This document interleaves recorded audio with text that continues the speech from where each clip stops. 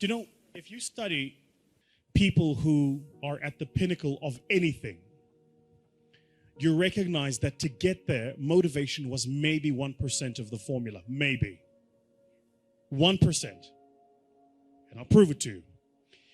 If you want to become a world-class bodybuilder, say an IFBB pro, what that takes is you have to train twice a day, 6 days a week. You have to have 8 meals a day. Your calorie intake is regimented. Your meals are pre-planned and pre-cooked. You don't eat according to taste, you eat according to function. So my trainer, for instance, will eat and I'm going, what are you eating? And he's having he'll have chicken that was boiled without salt. And he'll have like half a kilo of it. What are you doing? He says, I'm taking in protein. He doesn't say I'm eating. He says, I'm taking in protein. For him, it's functional. It's not taste-based. Then you will probably have to train for a minimum. And this is if you are a genetic phenom. You'd have to train for a minimum of 10 years before you could get on a stage and compete at an average level with an average global bodybuilder. Average. Okay. So why am I telling you this? All of us here at the beginning of a new year write these things called New Year's resolutions. And then New Year's resolutions, number 1, make more money. Yeah? Number 2, change my boyfriend. Number 3, get into shape. Yeah? Number 3, get into shape is somewhere in the top 3. So what do? You go to the gym, you get a gym membership. Yeah? You go to the local Nike store and you buy like all of your gym gear.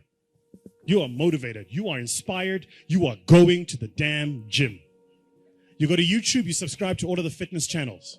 You go to your Instagram, you follow all of the fitness models. You are motivated. You are going to the damn gym. You're going to get in shape. That's what you're going to do. The people you're following on YouTube have been working on for a minimum of 5 years to look like that. So you have the incorrect understanding that after a month of working out, you're going to look like them. So what happens in the first month? You're excited. You go to gym every single month.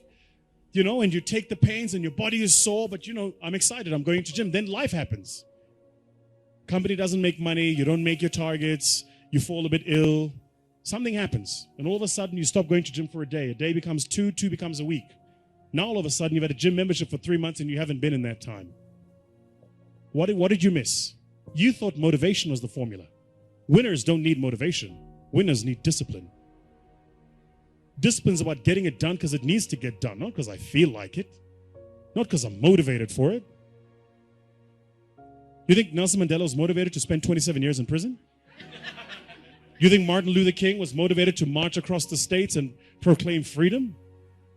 You think, if you look at people that change the world, they're not doing it because they're motivated. They're doing it because they made a commitment to do it and they disciplined to see it through. Discipline is far more important than motivation, which is why you got to be careful the decisions you make. Because once you make the decision, you have to see that decision through. Like my mentor says, first we make the decisions, then the decisions make us. So you got to be very careful the decisions you make. Be very careful the commitments you make. Motivation, I'm telling you now, is completely overrated. It's important. Don't get me wrong. We meet according to motivation. We feel good, rah-rah. But that'll fade. You need a stronger will and a deeper commitment to see things through.